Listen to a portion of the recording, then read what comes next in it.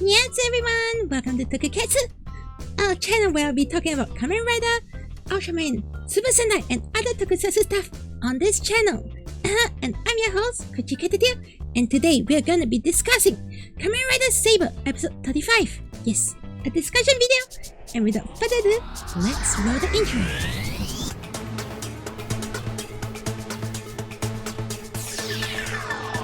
Hey everyone! It's time to discuss episode 35 of Kamen Rider Saber! Yes, and if you like this sort of discussion video, please hit the thumbs up button! Yes, it's a simple button. Thank you so much. And also, remember to squish that subscribe button if you like this sort of content, discussions and all. Okay, so without further ado, let's go!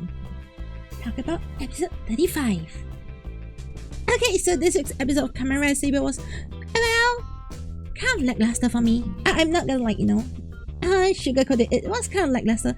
It started on a really good note, with the fight that they were doing last week from Saber, Caliber versus Falchion. Yes, yeah. And well, Toma gets to meet Luna, which at this point I'm like, I really don't feel anything for Toma meeting Luna. Like, it feels kind of redundant. I don't feel an emotional connection after 34 episodes at this point. What do you think? Do you feel that as well? Yeah? And yes, I was laughing so hard at this scene when, Master Logos was sitting there with his throne and a bed. It's like some budget cosplay photo shoot gone wrong. I don't know. I just didn't really like this scene. I was just laughing. I just can't take it seriously. Alright? It's just me.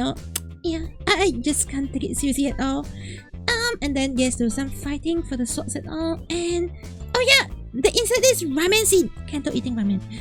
By the way, this ramen is absolutely delicious.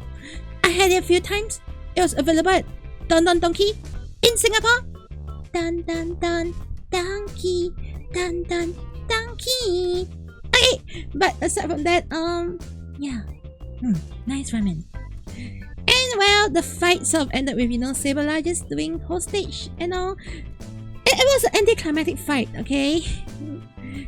Seriously? And then Falchion comes in, interferes with everything, and suddenly, the siblings are like, surprise Pikachu! Dun dun dun! That they're useless all this while. After helping Master gather all his books, they're useless? Why? I mean, from the very start, I never really understood their loyalty to Master Logos. I've never understood, why each of the characters are doing what they're doing. I mean, I get to that in an episode, but why are you so surprised, Pikachu? You should have explained this since day one, with how Master Logos have been reacting and treating all of you. And okay, the best fight of the week was Caliber versus Falchion, but it sort of ended with oh, I need to protect you. Yes, oh, Kendo dies. Oh, it seems like he died. And then again, he has died once. He has come back. And then Yuri, who has also somewhat died, also came back in this episode. So, honestly, at this stage, what does death really mean in Kamen Rider Saber? Nothing, right? Nothing, right? And yes, we have Saber coming in with Emotional Dragon, the movie exclusive. I mean, at this stage, I really find that the movie is also pointless. You have a better fight, okay, in the movie done with these two characters, and there was no impact in this. I mean, Emotional Dragon, but I don't feel any emotions from the dragon. I mean, that's at least my thoughts on it, and I just feel quite disappointed with this. And well, Luna gets up in the sky, and Toma rescues her, and well, she disappears. Again, I mean, at this point, she just disappears, and I really don't know what is with Luna. I know she's some important person, and yes, at this point, people just die, come back, die, come back. Is there any point to people disappearing, dying, and all sorts of things? I don't know anymore.